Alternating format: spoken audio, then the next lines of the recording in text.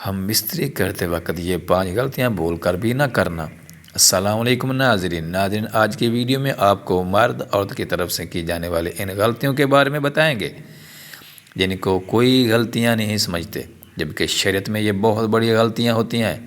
کچھ لوگ اس بارے میں علم رکھنے کے باوجود بھی یہ کام کرتے ہیں، اور بہت سے لوگ ایسے بھی ہیں جن کو ان کے بارے میں علم ہی نہیں ہوتا۔ ناظرین، یہ ویڈیو میاں بیوی کے درمیان تعلق پر مبنی ہے، اس لیے میاں بیوی دونوں کے لیے یہ ویڈیو بہت ہی زبردست ہے۔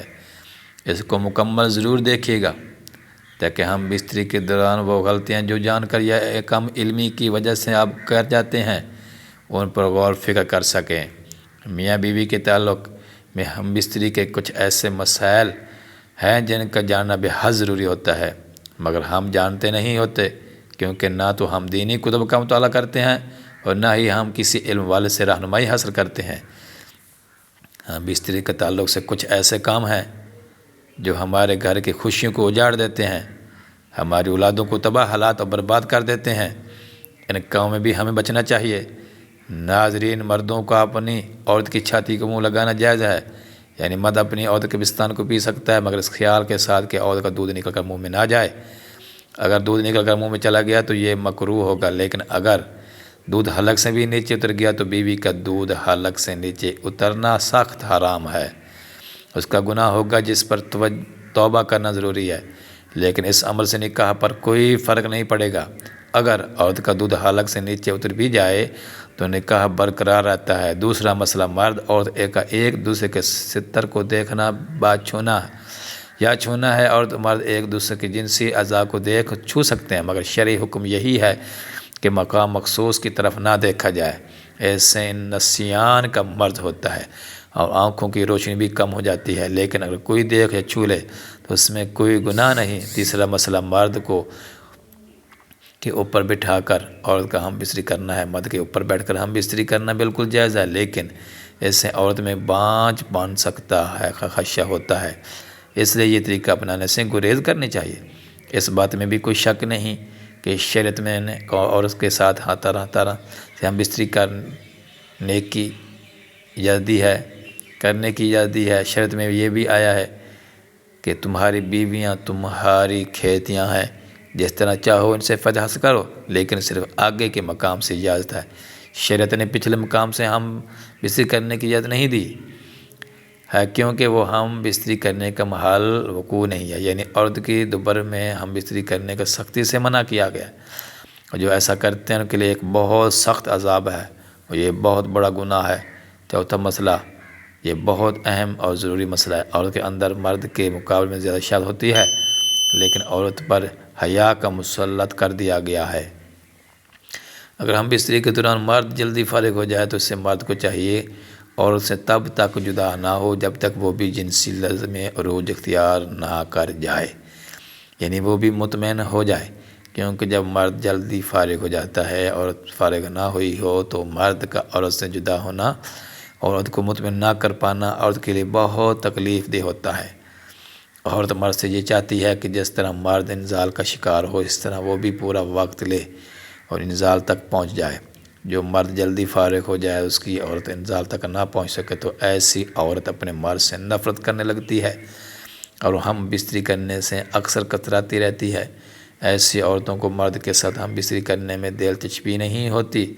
وہ سمجھتی ہے کہ چند منٹ کے اس کھیل سے جس سے ان کا کوئی اچھا محسوس نہیں ہوتا، وہ اس کی وجہ سے ناپاک کیوں ہوں، تو اس وجہ سے وہ ہم بستری میں دلچسپی نہیں لیتی۔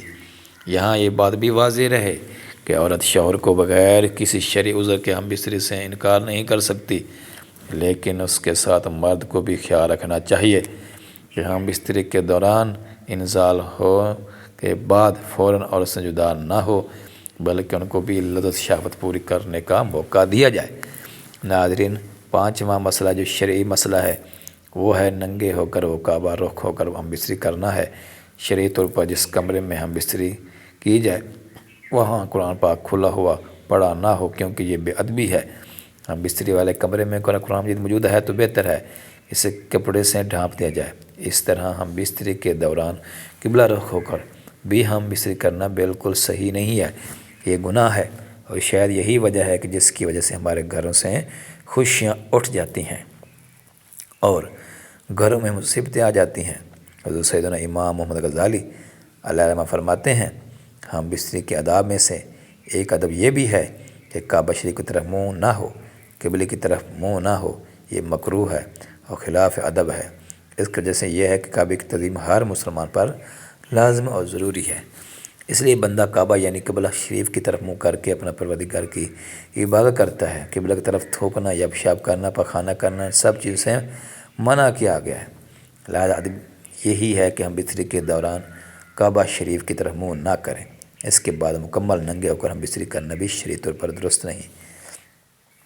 شرعی طور پر ہم بستری کے دوران مرد عورت کوئی چادر اوڑھ لے، جانوروں کی طرح ننگے ہو کر ہم بستری نہ کریں۔ حدیث پاک میں ہے کہ اللہ کے رسول صلی اللہ علیہ وآلہ وسلم ارشاد فرماتے ہیں کہ تم میں سے جب کوئی اپنی بیوی کے ساتھ ہم بستری کرے تو پردہ کر لے، اگر بے پردہ ہوگا تو فرشتے حیا کی وجہ سے باہر نکل جائیں گے اور شیطان داخل ہو جائے گا۔ ہم بستری کے دوران شرمگاہ دیکھنا یا چھونا کیسا ہے، اس بارے میں ہم تفصیل سے بتاتے ہیں کہ میاں بیوی کا ہم بستری کے وقت ایک دوسرے کی شرمگاہ کو چھونا جائز ہے، مگر مرد اپنی بیوی کے ہر حصے کو چھو سکتا ہے اور بیوی بھی اپنے شوہر کے ہر حصے کو چھو سکتی ہے۔ ہاں، البتہ عورت اور مرد کو ہم بستری کے دوران ایک دوسرے کی شرمگاہ کو نہیں دیکھنا چاہیے، کیونکہ اس سے بچنا ہی مستحب ہوگا۔ شریعت میں حکم ہے کہ تم میں سے جب کوئی اپنی بیوی کے ساتھ ہم بستری کرے تو شرمگاہ نہ دیکھے، اس سے آنکھوں کی بینائی چلی جاتی ہے۔ بہرحال ہمیں ہم بستری کے وقت احتیاط کرنی چاہیے اور سنت طریقہ ہی اپنانا چاہیے تاکہ ہم بستری کے دوران ہمارے ٹھہرنے کی صورت میں جو بچہ پیدا ہو اس پر شرم حیا مسلط ہو، وہ بچہ آپ کے گھر میں رحمتیں اور برکتیں لائے۔ جب بھی ہم بستری کریں ہم بستری کی دعا یاد کر لینی چاہیے، لیکن اگر ہم بستری سے پہلے کوئی دعا یاد نہ ہو تو بسم اللہ پڑھ کر ہم بستری شروع کیا کریں۔ اور بہتر طریقہ ہے کہ لینے سے پہلے یعنی کپڑے کے نیچے کرنے سے پہلے ہی بسم اللہ شریف پڑھ لیا کریں، اس سے بھی بہتر طریقہ ہے۔ جب آپ لوگ کمرے میں داخل ہو رہے ہوں تو ہم بستری کی نیت ہو تو کمرے سے باہر ہی آپ بسم اللہ شریف پڑھ لیں، اس سے شیطان آپ کے ساتھ ہم بستری میں شریک نہیں ہوگا۔ یہ تھی ناظرین ہماری آج کی ویڈیو، جس میں آپ کو ہم بستری کے بہت سے مسائل بتائے گئے ہیں جن سے اجتناب کرنا چاہیے۔ بعض میاں بیوی یعنی شرعی باتوں کو اہمیت نہیں دیتے، جس کی وجہ سے وہ بہت سے مسائل سے گزر جاتے ہیں، ان کے گھر کی خوشیاں روٹ جاتی ہیں، ان کی نیک صالح اولاد پیدا نہیں ہوتی۔ امید ہے میری یہ ویڈیو آپ کو پسند آئی ہوگی۔